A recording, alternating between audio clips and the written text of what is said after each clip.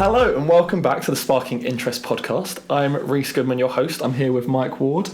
Hello, Mike. Welcome. Hello, everybody. Hello, Reece. We're going to be talking today about the member requirements and the training that goes along with it. So in 2021, 1st of January, these new requirements were brought in. Do you want to tell us a little bit about them? Yeah. So this was proposed and approved by the ASFP Council.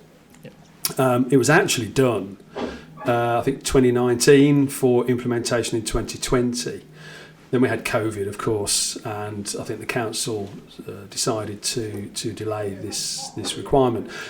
It effectively all stems from Grenfell. It all stems from the need to improve competency and skills and knowledge. And not only for effectively, for people to improve themselves, but actually for our members to evidence that. Yes. And for the ASFP to support that, because a lot of this links back to an ASFP member being of higher quality than non-ASFP members and our members' competitors. And also the broader picture is effectively links together with what will eventually be a quality scheme that not only looks at our members' products and services, but the skills and knowledge of its employees and how that links to actually say this particular company is supported by the ASFP quality mark. So there's a bigger picture to just training per se. It's the evidencing of it and how it all links into third-party certification and auditing of products, the listing and labelling of products under the new CCPI scheme, and ultimately how those are installed and how those are effectively assessed and audited and approved. So there's a much bigger story to this than just training. So the reason why I thought it would be good for me to come on and talk to you is because there is a timeline with this. So it was implemented, members of the association as of the 1st of January 2021 had 3 years to mobilise and get their employees through and pass either the intro course or the ASFP IFE in passive fire, level 2 or level 3. And it's dependent on the type of role that employee does. But they had 3 years to achieve that and get those respective employees over the line. So I wanted to sort of cover that and allude to how much time is left, because of course there's a clock on this for everybody, for all of the companies that were members as of the 1st of Jan last year. But actually to inform people that because IFE cancelled the October exam last year, it's actually less time than people think. It's actually more time by virtue of the fact that we counted, it was measured by the KPI was the number of exams left. So I wanted to make members aware who've not already started to implement this member requirement of the time that's left. And what I mean by that is the time that's left is governed by the availability of IFE exams, certainly for the level 2, level 3. For anyone needing to do the introduction course, it doesn't matter because there's not an exam at the end. There is only a certificate of participation. However, there are still there's still job titles within member companies that need to have done the intro course. So, to put it into context, we are now here on the 13th of July. Yep. So that dates it quite nicely, folks. We've just had our AGM last week. We've just gone past midsummer, although it's about 40 degrees outside and people are frying eggs on the pavement. So as you can see now, that's the sun. This is coming in right now. These are our new lights. Boiling. No, it's the sun. It's the sun. Yeah, it does feel like the sun actually. The next IFE exam is October of this year, and then the following one is March of 2023, and then October 2023, and then the final exam is the next March. Is the March 2024 to be compliant to the timescales applied as of the 1st of Jan 2021. So there's 4 exams left. So there are effectively 4 IFE level 2 or level 3 exams sittings that are available for member companies to put their employees through, should they be applicable to do that particular that particular exam. So I'll give you a couple of examples. So our manufacturing members, that's membership groups C1 to C7, C11 and C13. I'll just give you a quick, I've got paper because I can't remember all of these. So manufacturers, so relevant technical sales and marketing, they would need to do the introduction course. Okay. So there's no real time scale on this. But it's then when you get into technical advisors, they would need to do level 3. Technical advisors giving technical evaluations. So that's somebody who's actually giving passive fire advice to, say, a designer or an engineer or a contractor or somebody. They would need to do the level 3. As would relevant technical and product managers. So you can see that there's quite a number of employees within manufacturers that need to do a level 2 or level 3 exam. Contractors, which makes up actually our largest membership group by number, installers, they need to do the introduction course unless they hold a level 2 or level 3 foundation course or MVQ. In the equivalent. So there's a lot of different factors for different kinds of members. Yes, and it's all explained in the final annex or appendix of the bylaws, which are available on the website. So people can see this. So if you're getting confused, you can have a read of this document yourself. Yeah. So, but I'll just quickly crack on with the contractors for a second. So installers, they would need to do the introduction one. And ironically, actually, we're creating a new introduction course for installers and a new introduction course for designers. So there will be one specifically for installers, albeit an intro course. Site supervisors, they need to do the ASFP IFE level 2. Relevant responsible person on site. This all goes down to who's the responsible person on building sites.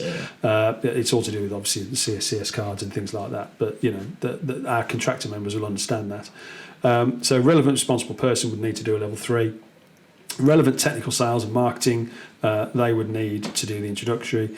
Staff giving technical evaluations need to do a level 3. So you can see that there's quite a broad spectrum of employees within each of our member companies that need to do or pass the relevant level 2 or level 3 exam or take part in the intro course. So the bit that we're talking about today really is, this is a reminder to our members that there is only 4 IFE exams left. Time is running out. I mean, that's still a long time. You've still got 2 years, 2.5 years. 2 years, yeah. But those they go past quite fast. Yeah. If you think about COVID, that was a 2-year period, and that's blink of an eye. Blink of an eye. Indeed. Back in the office. Of course, we're offering the training courses to support those exams. You can either do it in the classroom, with an ASFP training officer or manager. But again, those are limited by virtue of the resource we have available to take part in those exams. There is the online version. But there's the online version as well. So for those people who are more used to, say, learning online, you can do that. And even if you're not used to learning online, but you don't have a choice because, like you said, resources are limited, it might be the option for you. Yeah, and it's with the level 3, I think it's a 7 working day course. With the level 2, it's a 4 working day course, which is spread over a number of weeks. With the online, you pay your money, you get your username and password, and then you can work up to the exam. So I think the licenses run for about 6 months. I think the licenses expire after 6 months. Right. So effectively, if you buy a level 3 online course 6 months before the next exam, you can take yourself right to the next exam, so it's fresh in your mind. The Area 9 platform, which is an Amazon integrated learning platform, which operates on a sort of AI basis, is quite intuitive. You sort of go through, and each section it takes you back through a sort of refresher to sort of find out how much of that particular section you've learned, and takes you back through the bits you might be struggling with. So it is quite an intuitive platform. It's not something that just sort of presents you with a series of PowerPoint slides and shouts at you and expects you to have learnt it.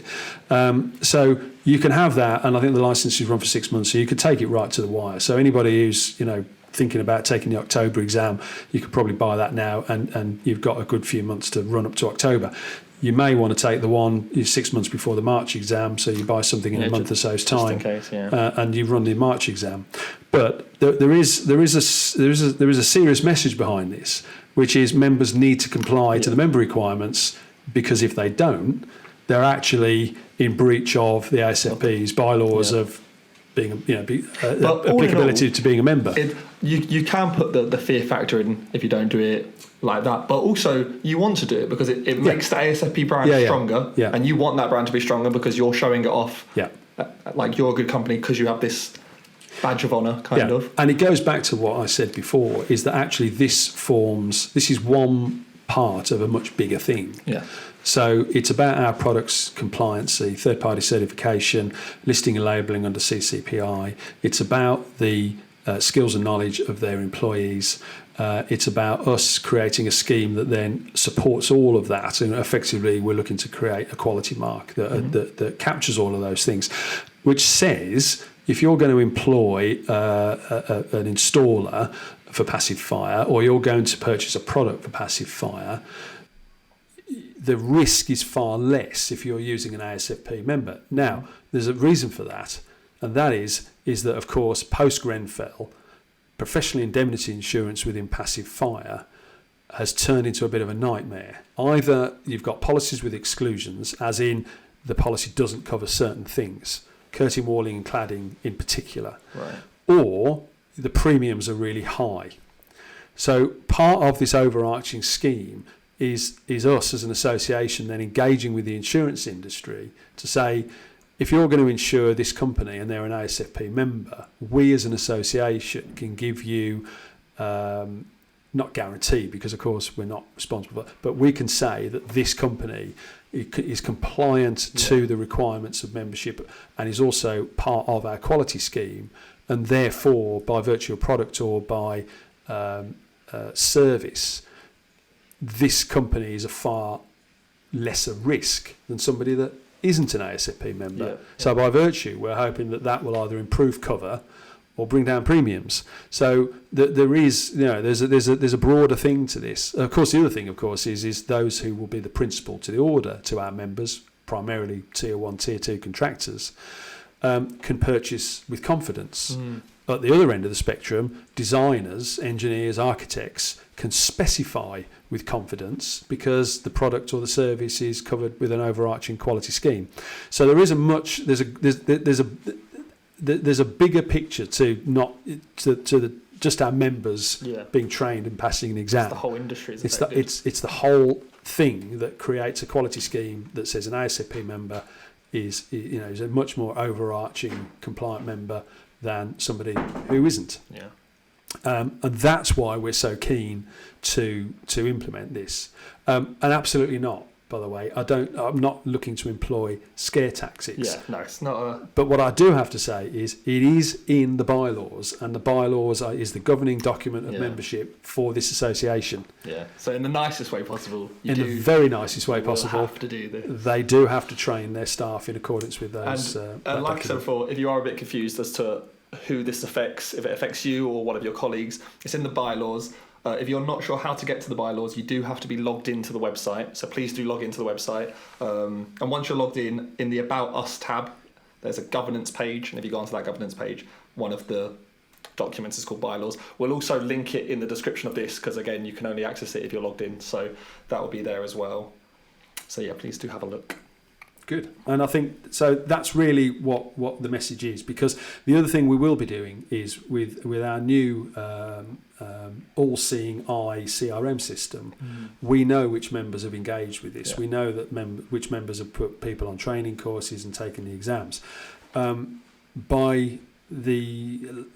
Certainly by the autumn of this year, we're going to start engaging with members that we can see have not yet engaged in any way, level or form in terms of following these particular parts of the bylaws. So we will be contacting members to remind them of the limited time available. And I know, it's 4 exams, it's the best part of 2 years, because if you take the March exam 2024, you're not going to get your results until probably May, June of that year. So it literally is 2 years. But as you say, 2 years goes in the blink of an eye, fast. and members need to start budgeting and operationally gearing themselves towards getting their respective staff and employees and also through these courses. You've got to consider, like, as horrible as it sounds, failing. You don't want to do the last one, because if something happens and you want some backup, so it's definitely worth doing one of the earlier ones. Yeah, just even as a precaution. And as a comfort to that, if you do fail the exam, say in October, you do get priority on the March exam. So, and there's also refresher courses that we run between each exam period. So if you've done the level 3 training course, you've sat the level 3 exam in October of this year, and unfortunately didn't quite get the mark, we do operate a refresher course, and you do get priority we do prioritise people that have sat and not passed the exam from the previous 6 months for the next exam. So there is a system in place. So can I also ask, so there's a deadline, but obviously if you're a new member just coming in, is it the same deadline? And also similarly, once we pass that deadline and members come in, do they have a deadline that they have to hit? The majority, this deadline is effectively in the majority applicable to members. If you're a member as of January 2021, you have 3 years. Okay. If you've joined after, that effectively doesn't apply. Okay. But we'll be monitoring that in terms of when they joined to them implementing some engagement with training. So there will still be a timescale for those individuals. Yeah, but as of 2021, the difference in terms of membership between January 2021 and July 2022, we're at about 306 members. I think back in January we were around about the 270, 280. Okay, so you can see that the majority, this is still applicable to the lion's share of membership. Yeah, 100%. Okay, brilliant. I think that's everything. Do you have anything else you want to cover? No, I'm good. I think it's good that you and I have did this, because I think it's we're obviously going to put this out. It's something we're going to continue because the Council of ASFP, the overarching governing body of the association, which of course is formed from members, if you look at who's on council at the moment, we've just had I think 3 who didn't put themselves forward for lots of different reasons. We've got 3 new members of council. Interestingly, we monitor the council members in terms of are they complying to it, and in the majority they are. Certainly the ones that have been on council prior to this recent council election certainly have, because of course they have to lead by example. They will be monitoring this, because this was something that was devised by the membership of the association. Yeah, brilliant. Okay. Very much like the turkeys not voting for Christmas. You are, yeah, I'm sure they. So, they just like that. Not comparing anybody at the ASFP as a turkey, but certainly, this is a member requirement created by members to elevate ASFP membership. In terms 100%. Of we're all how in it together. Us one getting stronger, we all get stronger. Absolutely. So anyway, that is everything. Like I said, everything's in the description. If you have any questions, please do email us in. We've got an Ask the Expert area on our website as well, so do ask any questions. But I believe that is it for now. So thank you for joining us on our latest episode of the Sparking Interest podcast. Thank you, Reece. Excellent interview, and I like the shirt, by the way. Thank you. Excellent.